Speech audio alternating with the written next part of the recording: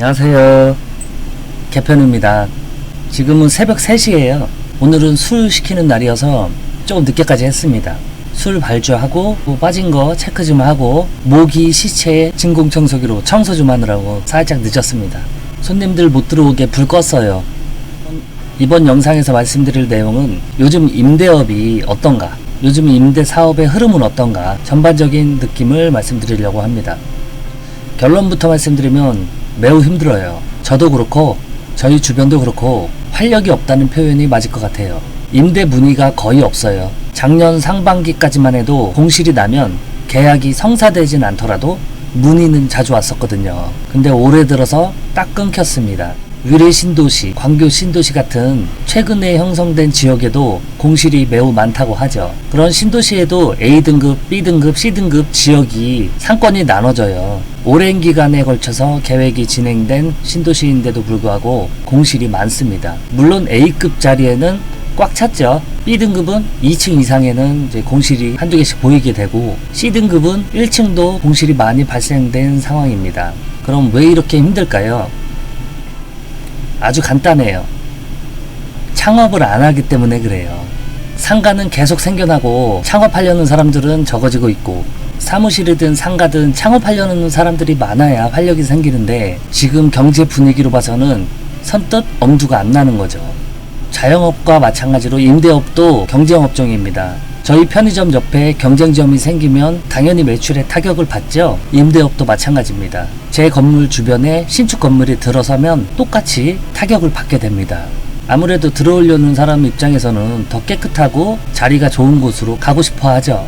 또 요즘 트렌드가 대형 건물이에요. 때문에 저희처럼 꼬마 빌딩으로 임대업을 하시는 분들은 더욱 힘들어지고 있는 겁니다. 2층, 3층짜리 빌딩 새로 짓고 있는 거 보셨나요? 잘 없습니다. 오히려 고층 빌딩이 신축되고 있는 경우를 더 종종 목격할 수 있습니다. 이런 고층 빌딩이 하나 지어지면 점포가 수십 개에서 수백 개까지 한 번에 매물이 쏟아지게 됩니다. 그럼 그 주변에서 꼬마 빌딩 운영하고 있던 분들은 자연스럽게 힘들어지게 되죠. 월세를 내리지 않고서는 버틸 수가 없습니다. 오질 않죠. 이런 대형 건물에는 1층에는 반드시 편의점이 들어가게 돼 있어요. 그리고 식당, 미용실, 커피숍, 치킨집, 이런 근린생활 시설이 같이 따라 들어가게 되거든요. 그러면 자연적으로 유도인구가 늘게 되죠. 거기 가면 한 번에 다 해결이 되니까. 그래서 점점 그런 대형 건물로 유도인구가 밀집이 되게 돼 있습니다. 거기다가 꼭대기에는 영화관도 생기고 피트니스 센터까지 생기면 어휴. 요즘 추세가 그런 대형 건물을 주상복합 형태로 짓게 됩니다. 위쪽에 있는 오피스텔도 있고 아래쪽으로 갈수록 사무실이나 상가 형태로 임대를 주게 되죠. 결국 저희처럼 꼬마 빌딩은 월세를 내리는 걸로 어필을 할 수밖에 없어요. 시설은 당연히 대형 건물보다는 안 좋을 수밖에 없죠. 자금의 규모가 틀리니까. 저희들은 대부분 대출을 얻어서 사업을 시작하게 되죠. 현실은 큰 수익을 기대할 수가 없고요. 그나마 이자를 잘 낼 수 있으면 안심할 수는 있겠죠.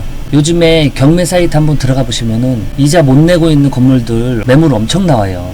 임대업도 자영업하고 비슷하거든요. 다만 자금의 규모가 조금 더 커지는 것 뿐이에요. 자영업자들 폐업 엄청 하잖아요. 임대업도 마찬가지입니다. 임대업 하시는 분들은 2년에 한 번인가 정부에서 호출을 해요. 안전관리 교육 받으러. 2년 전에 교육을 받고 왔는데요. 저희 나라에 임대업 하시는 분들이 28만 명인가가 있다고 들었어요.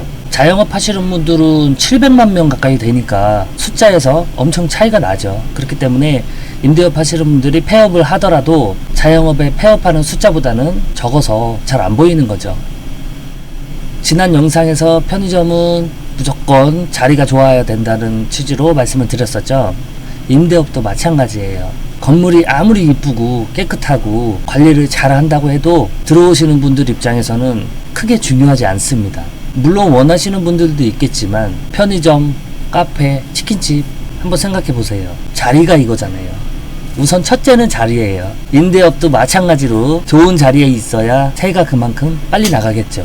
결국 돈을 버는 겁니다. 자영업과 마찬가지로 돈이 있어야 좋은 자리를 선점할 수 있잖아요. 다만 틈새 시장이 분명히 있습니다. 편의점도 월세는 적은데 고수익을 낼 수 있는 것처럼 임대업도 마찬가지로 틈새 시장이 분명 존재합니다.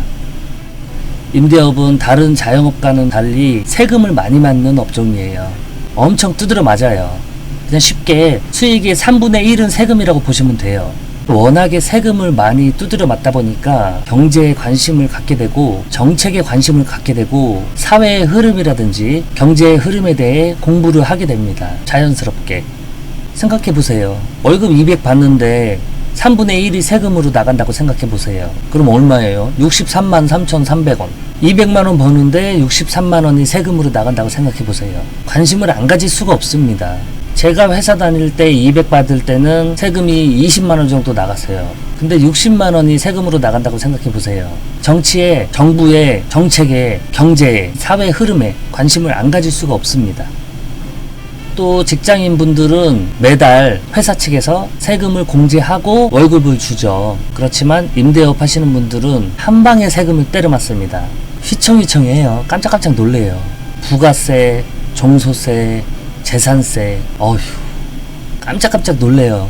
이렇게 생각하시면 돼요. 만약에 연봉 5천 받으시는 분들을 예를 들면 3분의 1이 세금이니까 쉽게 말해서 한 방에 1,500이 세금으로 나간다고 생각해 보세요. 깜짝깜짝 놀라는 거예요. 그래서 세금을 내려고 대출을 받는 분도 계셔요. 수익을 고스란히 다 쓰면 안 돼요. 그래서 임대업 하시는 분들은 항상 여유 자금을 갖고 계셔야 되고, 혹시나 지금 건물에 계시는 분들 중에 재계약을 안 하고 그냥 나가시게 된다면 보증금도 빼줘야 되잖아요. 그래서 항상 여유 자금을 갖고 있어야 됩니다. 자금 운용을 잘 하셔야 돼요. 자칫 잘못하면 파산 나는 겁니다. 몇천 때문에 몇 억짜리 경매 내놔야 돼요. 그리고 공실이 하나 발생될 때마다 고스란히 손해가 되거든요. 저도 지금 공실이 하나 있어요. 지금 한 달째 안 나가고 있어요. 그러면 월세 100만원짜리면은 한 달에 100만원씩 계속 마이너스가 된다고 보시면 돼요. 만약에 공실 2개면은 매달 200만원씩 계속 손해를 본다고 생각하시면 돼요. 공실 없이 건물 전체가 꽉 차 있어야, 그 상태가 쭉 유지가 돼야 그나마 얼마라도 만져볼 수가 있고요. 요즘은 세입자분들을 모셔야 돼요. 저 음료수 얼마나 드리는 줄 알아요? 잘 보이려고. 농담이 아니에요. 그렇게 힘듭니다. 임대업은 편의점처럼 몸으로 때우고 계속 현장에 달라붙어 있어야 되는 업종은 아니죠. 대신에 시간적으로 여유로운 만큼 스트레스의 강도가 세요. 큰 자금으로 운용이 되다 보니까 자칫 실수를 하면 한 방에 목돈을 메꿔야 되는 상황도 발생이 되고, 현재 저처럼 공실이 한 개라도 나면 계속 손해를 보기 때문에 이 압박감이 장난이 아닙니다. 지금 상태에서 공실이 하나만 더 생겨도 200만원.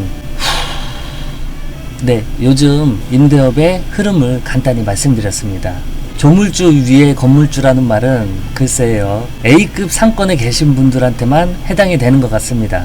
저를 포함해서 대부분의 임대업을 하시는 분들은 제발 세금 좀 내려라, 하루하루 빠듯하게 노심초사하면서 누군가가 세금 좀 내려주기를 바라고 계실 겁니다. 아니 진짜 너무 많이 내는 거 아니에요? 아니 3분의 1을 세금으로 가져가. 아니 완전 도둑놈들이라니까요. 지금까지 개편이었습니다. 내용이 마음에 드셨다면 구독과 좋아요 부탁드리고요. 저는 또 다음 영상에서 인사드릴게요. 감사합니다.